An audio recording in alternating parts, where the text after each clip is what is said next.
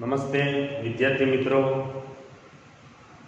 આપણે ધોરણ 11માં વિષય ભૂગોળ એમાં આપણે પહેલો યુનિટ પહેલો પાઠ લેવાનો છે ભૂગોળ એક વિષય તરીકે।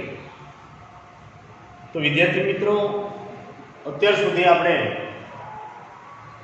સામાજિક વિજ્ઞાનમાં જે 9 અને 10માં ભણ્યા એમાં જે વિભાગ અલગ આવતો ઇતિહાસ, ભૂગોળ અને નાગરિક છે, અર્થશાસ્ત્ર છે, આ બધું મિક્સ।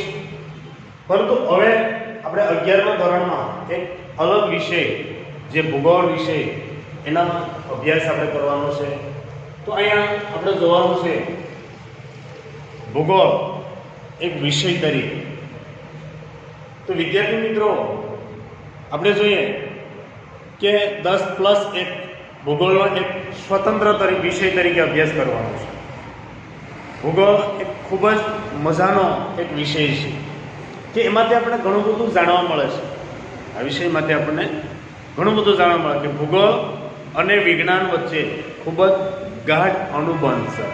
કારણ કે અહીંયા તમે જો ભૂગોળ અને વિજ્ઞાન આ બે આમ ગણીએ તો એક છે, એક ગાઢ અનુબંધ ધરાવે છે, ગાઢ સંબંધ ધરાવે છે ભૂગોળ અને વિજ્ઞાન।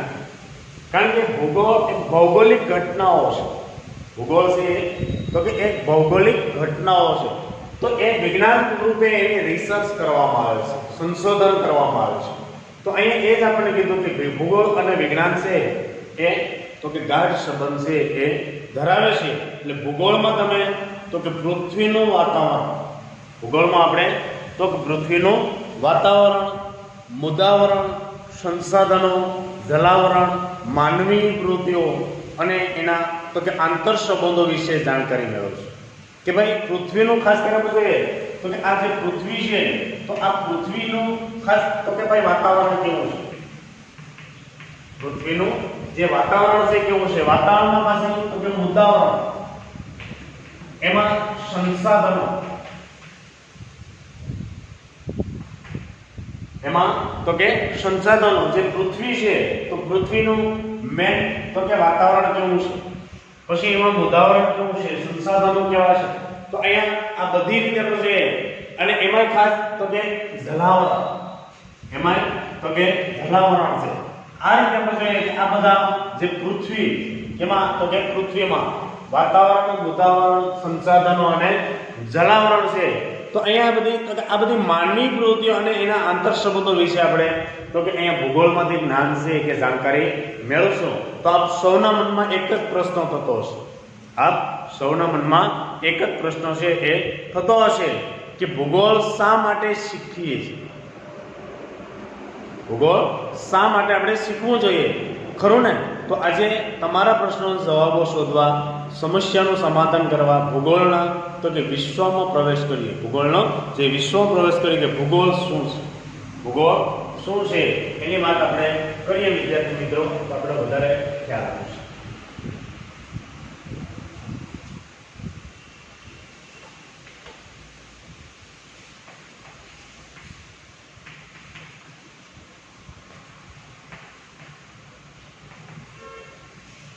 ભૂગોળ શું છે તો અહીંયા જોઈએ જીઓગ્રાફી, જે આપણે જોઈએ કે ખાસ કરીને આખા વર્લ્ડનો જે જીઓગ્રાફી જોઈએ કે આખા વર્લ્ડની ભૂગોળ જોઈએ ત્યારે જ આપણને ખ્યાલ આવે કે વિશ્વનું જે ભૂગોળ છે કે વિશ્વની જે આપણી પૃથ્વી છે એની માહિતી। તો અહીંયા એ જ આપણને કીધું કે પૃથ્વી એ મનુષ્ય ઉપરાંત તો કે સમગ્ર જીવસૃષ્ટિનું એક નિવાસ સ્થાન છે। અહીંયા જે પૃથ્વી છે કે પૃથ્વી તો કે સમગ્ર જીવસૃષ્ટિ, માનવી ઉપરાંત તો કે સમગ્ર જીવસૃષ્ટિ છે એનું નિવાસ સ્થાન તો કે શું છે તો કે આ પૃથ્વી છે। અને શું કહેવાય તો કે આને પૃથ્વી છે એ કહેવામાં આવે। તો આ રીતે તો કે આ પૃથ્વી સામાન્ય તમે જો તો કે આ આખી પૃથ્વી છે।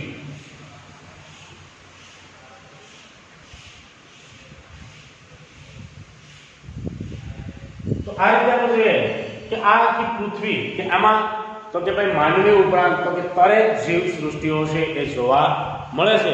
એટલે પૃથ્વીનું ભૌતિક સ્વરૂપ તો કે સર્વ સમાન નથી. આ જે પૃથ્વી છે તો આ પૃથ્વીનું જે ભૌતિક સ્વરૂપ છે એ કેવું છે તો કે સર્વ સમાન નથી, એક સરખું નથી. પૃથ્વીનું જે સ્વરૂપ છે એ કંઈ એક સરખું છે એ નથી. અહીંયા એ જ આપણને કીધું છે કે પૃથ્વી ઉપર તો કે પર્વતો, ઉચ્ચ પ્રદેશો, મેદાનો, ખીણો, મહાસાગરો, સાગરો, નદીઓ, વિશાળ વન ક્ષેત્રો અને વેરાન રણ પ્રદેશો આ બધું આવેલું છે. અહીંયા પર્વતો આવેલા છે, રણ પ્રદેશો આવેલા છે, પછી મહાસાગરો આવેલા છે, સાગરો આવેલા છે, એવા જંગલ વિસ્તારો આવેલા, વનસ્પતિઓ આવેલા છે. એમ દરેક વસ્તુ તો કે આ પૃથ્વી ઉપર છે એ આવેલી છે. એટલે અહીંયા પૃથ્વીના ભૌતિક તત્વોની વિવિધતાઓના કારણે પૃથ્વીના જે આ બધા ભૌતિક તત્વો છે એની વિવિધતાને કારણે તો કે સામાજિક, આર્થિક અને સાંસ્કૃતિક પર્યાવરણમાં તો કે ભિન્નતાઓ છે એ જન્મે. સામાજિક પર્યાવરણ છે, આર્થિક પર્યાવરણ છે અને સાંસ્કૃતિક પર્યાવરણમાં તો કે સામાજિક જે ભિન્નતાઓ છે એ ભિન્નતાઓ અહીંથી જન્મે છે. તો સાંસ્કૃતિક વિકાસની જે લાંબી યાત્રાના કારણે, કારણ કે સાંસ્કૃતિક વિકાસ છે એ તો લાંબી યાત્રા છે, તો કે પૃથ્વીનું ઉત્પન્ન થયું, પૃથ્વી ઉદ્ભવ થયો અને ક્યાંથી તો કે માનવ સમાજ આવ્યો. એટલે જ કીધું કે સાંસ્કૃતિક વિકાસની લાંબી યાત્રા છે એમાંથી તો કે માનવ દ્વારા તો કે ગામડાઓ છે, શહેરો છે, બજારો છે, રેલ માર્ગો છે, સડક માર્ગો છે, ઔદ્યોગિક એકમો, બંદરો વગેરે અને વિધિ છે કે સાંસ્કૃતિક વૈવિધ્ય તો કે પર્યાવરણ નિર્માણ પામ્યું છે.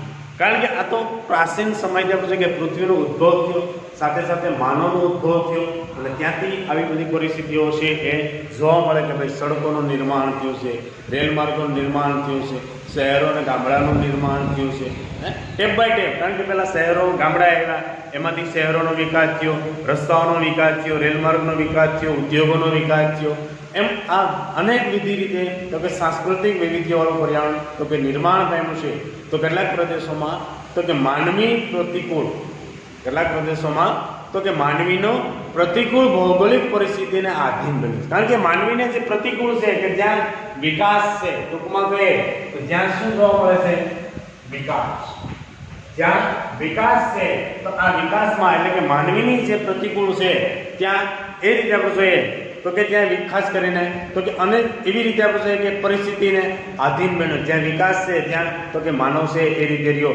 અમુક એવી પરિસ્થિતિ સર્જાણી હોય કે આજે હિમાલય વિસ્તાર છે તો હિમાલયમાં અમુક એવા વિસ્તારો છે, પહાડો છે, દાખલા કે ઉત્તરાખંડ છે, હિમાચલ પ્રદેશ છે, આમાં તો એવા પહાડો પ્રતિકૂળ અસર છે તો ત્યાં પણ આજે માનવ છે કોઈને કોઈ ભોગે એ વસવાટ છે એ કરતો હોય છે. એટલે તો કોઈ પણ પ્રદેશ તેને પરિસ્થિતિને પોતાને પરિશ્રમ, કોઈ પણ પરિસ્થિતિ પ્રત્યે તો કે પોતાએ પરિશ્રમ, બુદ્ધિ અને વૈજ્ઞાનિક સંશોધનની અનુકૂળ બનાવી છે. ગમે એવી પરિસ્થિતિ હોય છતાં માનવે તો કે બુદ્ધિથી વૈજ્ઞાનિક રીતે તો કે એ પરિસ્થિતિ છે એને તો કે આ રીતે અનુકૂળ છે એ માનવે બનાવી છે. એટલે અહીંયા એ જ કીધું છે આપણને કે પૃથ્વી પર આવેલા ભૌતિક તત્વો, પૃથ્વી સપાટી પર આવેલા જે કંઈ ભૌતિક તત્વો છે અને માનવી તત્વની તો કે ભિન્નતાઓનો અભ્યાસ કેમાં કરવાનો છે? ભૂગોળમાં. કેમાં કરવાનો છે? કારણ કે ભૌતિક તત્વો છે અને એમાં તો કે માનવી અભ્યાસ કરે છે. કોણ અભ્યાસ કરે છે અહીંયા? તો કે એ માનવી અભ્યાસ કરે. કારણ કે ભૂગોળ ઉપર તો કે માનવ, પૃથ્વી ઉપર કોણ છે? તો કે માનવ છે. એ માનવ સતત એમાં અભ્યાસ કરે, સંશોધન કરે છે, એમાં સંશોધન કરે છે. એટલે જ કીધું છે અહીંયા કે માનવી અભ્યાસ છે એને ખાસ કરીને છે કે માનવી તત્વોની ભિન્નતાનો અભ્યાસ ભૂગોળ વિષયમાં થાય છે. એટલે ભૂગોળ માટે જિયોગ્રાફી, ભૂગોળ માટે શું વપરાય છે? તો કે ખાસ કરીને જિયોગ્રાફી. અહીંયા ભૂગોળ માટે શું વપરાય છે? તો કે જિયોગ્રાફી છે. એ શબ્દ સૌપ્રથમ ઈસવીસન પૂર્વે તો કે બીજી સદીમાં, અહીંયા આ શબ્દ સૌપ્રથમ તો કે ઈસવીસન પૂર્વે એટલે પહેલા, પૂર્વે એટલે પહેલાનું તો કે બીજી સદીમાં. કેટલામી સદીમાં? તો કે અહીંયા ઈસવીસન પૂર્વેની જે ખાસ કરીને આપણે કે બીજી સદીમાં ગ્રીક ભૂગોળવેત્તા કોણ હતો? એરેટોથિનીસે ખાસ કરીને પ્રયોજ્યો હતો. આવો પ્રશ્ન પૂછાય કે સૌપ્રથમ ભૂગોળનો જે જિયોગ્રાફી શબ્દનો જે ખાસ કરીને પ્રયોગ છે એ કોણે કર્યો હતો? તો આ યાદ રાખવાનું વિદ્યાર્થી મિત્રો, ઇરેટોથિનીસે સૌપ્રથમ પ્રયોજ્યો હતો અને લેટિન ભાષામાં જીઓ, લેટિન ભાષામાં જીઓનો અર્થ થાય છે પૃથ્વી. અહીંયા લેટિન ભાષામાં આપણે જે જીઓ, જે આપણે જીઓ રિલાયન્સ દ્વારા જે જીઓ બહાર પાડ્યો ને એ નહીં હો, યાદ રાખજો વિદ્યાર્થી મિત્રો. જે આજે આપણે જીઓનો ઉપયોગ કરીએ, મોબાઈલનો ઉપયોગ કરીએ એ નહીં, પણ સૌ પ્રથમ એને કયો શબ્દ લેટિન ભાષામાં તો કે જીઓનો અર્થ થાય પૃથ્વી અને ગ્રાફિયા એટલે તો કે એનું વર્ણન કરવું. ગ્રાફિયા એટલે એનું વર્ણન કરવું. જીઓગ્રાફી, જીઓગ્રાફી અથવા એને ગ્રાફિયા એટલે તો કે પૃથ્વીનું વર્ણન કરવું. એટલે ભૂગોળ કહેવાય. ભૂગોળ કેને કહેવાય તો કે પૃથ્વીનું જે વર્ણન કરે એને ભૂગોળ. ભૂ પ્લસ ભૂ વત્તા ગોળ, ભૂ પ્લસ ગોળ. ત્યાં અહીંયા પૃથ્વી કેવી છે તો કે પૃથ્વી ગોળ. પૃથ્વી કેવી છે તો કે પૃથ્વી ગોળ, એટલે ભૂ પ્લસ ગોળ એટલે પૃથ્વી કેવી છે તો કે પૃથ્વી ગોળ છે. અહીંયા એ જ આપણને કીધું છે કે ગ્રાફિયા એટલે કે એનું વર્ણન કરવું. જીઓગ્રાફી, જીઓગ્રાફી એટલે અહીંયા શું કીધું આપણને તો કે જીઓ છે એ સૌપ્રથમ શબ્દ આપણે જીઓ અને એનો અર્થ પૃથ્વી, અને જે ગ્રાફિયા એટલે એનું વર્ણન કરવું. જીઓગ્રાફી એટલે એનું વર્ણન કરવું. તો આ રીતે આપણે જોઈએ કે આ રીતે ખાસ કરીને જોઈએ કે તેથી ભૂગોળ એટલે પૃથ્વીનું વર્ણન કરનાર વિજ્ઞાન. ભૂગોળ એટલે તો કે પૃથ્વીનું જે વર્ણન કરનાર વિજ્ઞાન છે એ કહેવામાં આવે. કારણ કે આમાં તો કે પૃથ્વીનું આખું વર્ણન છે એ કરવામાં આવે છે વિજ્ઞાન સ્વરૂપે. કયા સ્વરૂપે તો કે વિજ્ઞાન સ્વરૂપે. એટલે જ કીધું છે કે ભૂગોળ એટલે તો કે પૃથ્વીનું વર્ણન કરતું એક વિજ્ઞાન છે એ કહેવામાં આવે. ભૂગોળનો શાબ્દિક અર્થ પૃથ્વીનું વર્ણન એવું થાય છે. ભૂગોળનો શાબ્દિક અર્થ કેવો થાય છે તો કે અહીંયા તો કે પૃથ્વીનું વર્ણન.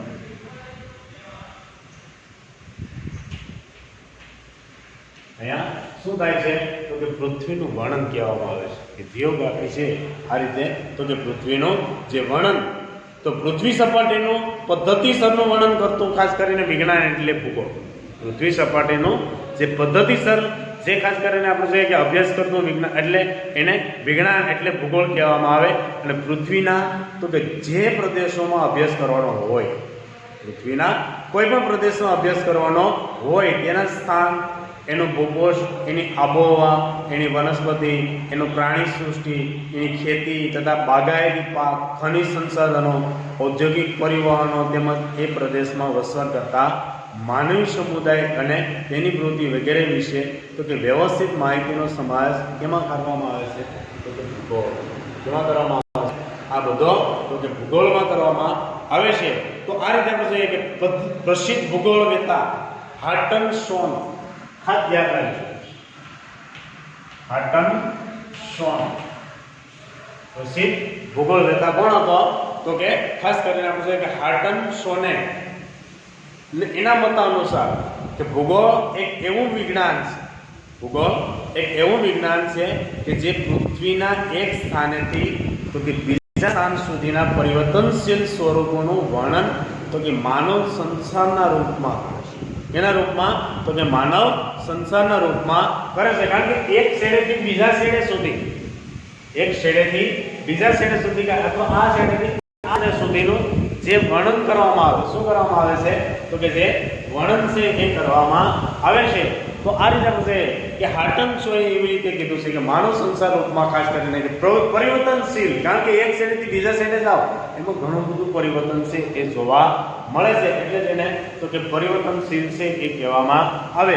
તો કેટલાક ભૂગોળવિદો, ખાસ કરીને કેટલાક એવા ભૂગોળવિદો તો કે ભૂગોળના સમગ્ર વિષય વસ્તુને એવા 3 ટૂંકા પ્રશ્નો કે 7 શબ્દોમાં એને વર્ણવે છે. 3 ટૂંકા પ્રશ્નો અથવા તો એવા 7 શબ્દોમાં કે એમાં શું છે, એમાં શું છે, ક્યાં છે, આ ભૂગોળ છે તો કે ભૂગોળમાં શું છે, ક્યાં છે, શા માટે છે.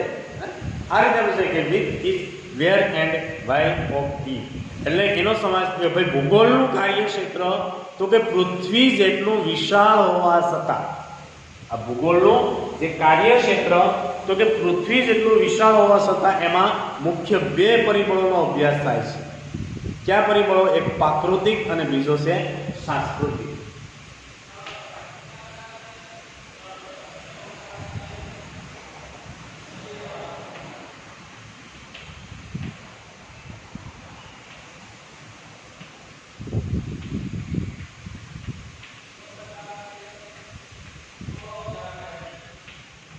એક પ્રાકૃતિક પરિબળ છે અને બીજો છે સાંસ્કૃતિક પરિબળ. તો આ બંને માનવને તો કે ભાઈ કેન્દ્ર સ્થાને, આ બંને માનવને કેન્દ્ર સ્થાને રાખી અને તપાસવામાં આવે છે. પ્રાકૃતિક તત્વો અથવા પરિબળ અથવા સાંસ્કૃતિક તત્વો, આ બે એમાં કોણ કેન્દ્ર સ્થાને કોણ છે અહીંયા? તો કે માનવ. અહીંયા કેન્દ્ર સ્થાને કોણ છે? તો કે માનવ છે. કારણ કે અહીંયા તમે જોવો કે પ્રાકૃતિક તત્વોનો ઉપયોગ કોણ કરે છે? પ્રાકૃતિક જે પરિબળો છે એનો ઉપયોગ કોણ કરે? તો કે માનવ. કોણ કરે છે? માનવ. અને એના દ્વારા જે વસ્તુ નિર્માણ થાય એ કોણ કરે? તો કે માનવ. એ સાંસ્કૃતિક થઈ ગયું. દાખલા કે નદી છે એ કેવું છે? તો કે પ્રકૃતિ છે. નદી છે એ તો કે એ પ્રકૃતિ છે, પણ નદી ઉપર બંધ બાંધવો એ શું થઈ ગયું? તો કે એ સાંસ્કૃતિક થઈ ગયું. શું થઈ ગયું છે? એ સાંસ્કૃતિક થઈ ગયું. એટલે અહીંયા એ જ કીધું છે કે એ ઉપયોગ કોણ કરે? તો કે માનવ કરે છે. કોણ કરે છે? માનવ. એટલે ભૂગોળમાં કેન્દ્ર સ્થાને કોણ છે? તો કે એ માનવ છે. એટલે આ રીતે આપણે પૃથ્વી ઉપર અસર આકાર જે લેતી પ્રત્યેક ભૌગોલિક ઘટના કાર્યકારણના સંબંધને વાત કરીએ. પૃથ્વી ઉપર જે આકાર લેતી કોઈ પણ ભૌગોલિક ઘટના છે એ કાર્યકર્તાના કારણના સંબંધે સમજાવે છે કે ભાઈ એ ભૌગોલિક જે કંઈ ઘટનાઓ પૃથ્વી ઉપર છે એમાં તો કે માનવ દ્વારા જ બધું થાય છે. કેના દ્વારા થાય છે? માનવ દ્વારા. એટલે માનવી તો કે કાર્યકારણના સંબંધના સંદર્ભમાં વાત કરીએ તો, કાર્યકારણના સંદર્ભમાં વાત કરીએ તો ભૂગોળને સમજે તો જ ભૂગોળનું જ્ઞાન જીવન ઉપયોગી બની જાય છે. કારણ કે ભૂગોળને સમજીએ તો જ ભૂગોળનું જ્ઞાન છે એ આપણને તો કે જીવન ઉપયોગી બની જાય છે. કારણ કે ભૂગોળ દ્વારા જ આપણે કોઈ પણ પ્રદેશ છે એની માહિતી છે એ મેળવી શકીએ. તો અહીંયા એ જ આપણે વાત કરી છે. તો ભૂગોળ વિષયનું વિષય વસ્તુ તો કે ભાઈ અત્યંત વ્યાપક છે. ભૂગોળ વિષયનું જે વિષય વસ્તુ છે એ કેવું છે? તો કે અત્યંત એક વ્યાપક છે. કે આ વિષયમાં તો કે પૃથ્વી ઉપરના મુદાવરણ, આગળ જે વાત કરીએ મુદાવરણ એટલે કે ઘનાવરણ છે, જલાવરણ છે, વાતાવરણ છે, જીવાવરણ છે અને નોવંશવરણ, ઉદ્ભવ અને ઉત્ક્રાંતિનું વિજ્ઞાન, એના પરિપ્રેક્ષમાં અભ્યાસ થાય છે. કે ભાઈ અહીં પૃથ્વી ઉપર છે તો એનું મુદાવરણ એટલે કે જે પૃથ્વી છે એમાં જે માનવ વસવાટ કરે એ મુદાવરણ ઉપર કરે છે. એની ઉપર કરે છે આ માનવ વસવાટ, તો કે મુદાવરણ ઉપર કરે છે, જેને ઘનાવરણ કહેવામાં આવે. શું કહેવામાં આવે છે એને? તો કે એને ઘનાવરણ છે એ કહેવામાં આવે. બીજા નંબરમાં તો કે ભાઈ જલાવરણ. પૃથ્વી ઉપર જલાવરણ આવેલું છે કે આજે આપણે જોઈએ કે ભાઈ જળ છે કે જળ દ્વારા જીવસૃષ્ટિ છે, જળ વગર જીવસૃષ્ટિ જીવી શકતી નથી. તો અહીંયા જલાવરણની વાત કરી છે કે એ પણ પૃથ્વી ઉપર આવેલું છે. પછી વાતાવરણ છે, તો વાતાવરણમાં દરેક સ્તર ઉપર તમે જો તો અલગ અલગ સ્તર આવેલા છે. હાઇડ્રોજન છે, કાર્બન ડાયોક્સાઇડ છે, મોનોક્સાઇડ છે, આ બધાનો સમાવેશ છે એ વાતાવરણમાં જોવા મળે છે. સાથે સાથે તો કે એ જીવાવરણ, જીવસૃષ્ટિ કે પૃથ્વી ઉપર અલગ અલગ પ્રકારની એવી જીવસૃષ્ટિ અને એમાં નોવંશવરણનો ઉદ્ભવ અને એની ઉત્ક્રાંતિના વિજ્ઞાનના પરિપ્રેક્ષમાં અભ્યાસ થયો છે. જેના પરિપ્રેક્ષમાં તો કે વિજ્ઞાનના પરિપ્રેક્ષમાં તેથી કહી શકાય કે પૃથ્વીના 5 આવરણો, પૃથ્વીના આ 5 આવરણોનો વિગતે અભ્યાસ કરતું વિજ્ઞાન એટલે ભૂગોળ. એટલે શું કહેવાય છે એને? ભૂગોળ. તો પ્રાકૃતિક સંસાધનનો તો કે માનવી બેફામ રીતે ઉપયોગ કરતો હતો. અહીંયા માનવી તો કે પ્રાકૃતિક જે સંસાધનો છે, જે પરિબળો છે એનો માનવી તો કે બેફામ રીતે ઉપયોગ કરતો થયો કે જેના કારણે તો કે ભિન્ન પ્રકારના પ્રદૂષણ, આના કારણે શું થયું છે? તો કે ભિન્ન પ્રકારના જે પ્રદૂષણો છે એ પર્યાવરણીય સંકટો અને જૈવિક વિનાશ જેવી અનેક સમસ્યાઓના કારણો પૃથ્વીઓમાંથી શરૂ થયા છે. પૃથ્વી સપાટી ઉપર શું? કારણ કે આજે તો કે પ્રદૂષણ થયું છે. કારણ કે માનવ પ્રકૃતિનો સતત ઉપયોગ કરે છે. એમાં ઉદ્યોગો સાથે કે એમાંથી ધુવાળો નીકળે છે, વાહન વ્યવહારમાંથી ધુવાળો નીકળે, આ બધું ક્યાં પડે છે? તો કે વાતાવરણમાં પડે છે. એના કારણે એમાંથી અનેક પ્રશ્નો ઊભા થયા. એ જ આપણને કીધું છે કે આમાંથી જૈવિક વિનાશ જેવી અનેક સમસ્યાઓ છે. એના કારણે સમસ્યાઓ કે એ ભૂગોળનો વિષય વસ્તુમાં પ્રશ્ન કરે છે. એટલે કાર્લ રિટર ખાસ ધ્યાન રાખી વિદ્યાર્થી. કાર્લ રિટર જે ભૂગોળવિદ, આ કોણ છે? તો કે એ ભૂગોળવિદ છે. કાર્લ રિટર નામના જર્મન ભૂગોળવિદે કે ભૂગોળનો અભ્યાસ તો કે પૃથ્વી સપાટીથી શરૂ થાય છે. ભૂગોળનો અભ્યાસ ક્યાંથી શરૂ થાય છે? તો કે પૃથ્વીની સપાટીએથી શરૂ થાય છે. પરંતુ માનવ જાત પાસે જેમ જેમ નિરીક્ષણ અને સંશોધનના સાધનો વિકસતા જશે તેમ તેમ તો કે ભૂગોળનું કાર્યક્ષેત્ર છે તો કે પૃથ્વી સપાટીથી વધુ ને વધુ ઊંચાઈ અને વધુ ને વધુ તો કે ઊંડાઈ સુધી વિસ્તરતું જશે. કોણે કીધું? કાર્લ રિટરે. કોણે કીધું છે? કાર્લ રિટરે. કે એણે આ કીધું. શું કીધું છે? તો કે ભૂગોળનો અભ્યાસ છે એ પૃથ્વીની સપાટીથી શરૂ થાય છે અને માનવીની પાસે જેમ જેમ નિરીક્ષણ વધતું જાય, સંશોધન વધતું જાય છે, માનવ પાસે જેમ જેમ નિરીક્ષણ વધતું જાય છે, સંશોધન વધતું જાય છે અને સાથે સાથે તો કે એમ ભૂગોળનું કાર્યક્ષેત્ર છે એ પૃથ્વી સપાટી પર વધુ ને વધુ તો કે ઊંચાઈ ઉપર જતું જાય છે અને ઊંડાઈ નીચે જતું. કારણ કે આજે સંશોધન કરીએ, આપણે કોઈ પણ ખનિજો મેળવવા માટે સંશોધન કરીએ, આજે મંગળ ઉપર જાય, ચંદ્ર ઉપર જાય છે, આ બધા સંશોધનો ક્યાં થાય છે? અહીંયા થાય છે ને. આ બધું ક્યાં થાય છે? અહીંયા જ થાય છે વિદ્યાર્થી મિત્રો. તો અહીંયા કાર્લ રિટરે એ જ માહિતી આપી છે કે એને કારણે આપણે જોઈએ કે જેમ જેમ ઊંચાઈ અને ઊંડાઈ જાય છે એમ વધુ તો કે ભૂગોળનું કાર્યક્ષેત્ર છે એ વિસ્તરતો જાય છે. નેક્સ્ટ પીરિયડમાં આપણે પાછા ફરી વખત મળશું. ઓકે.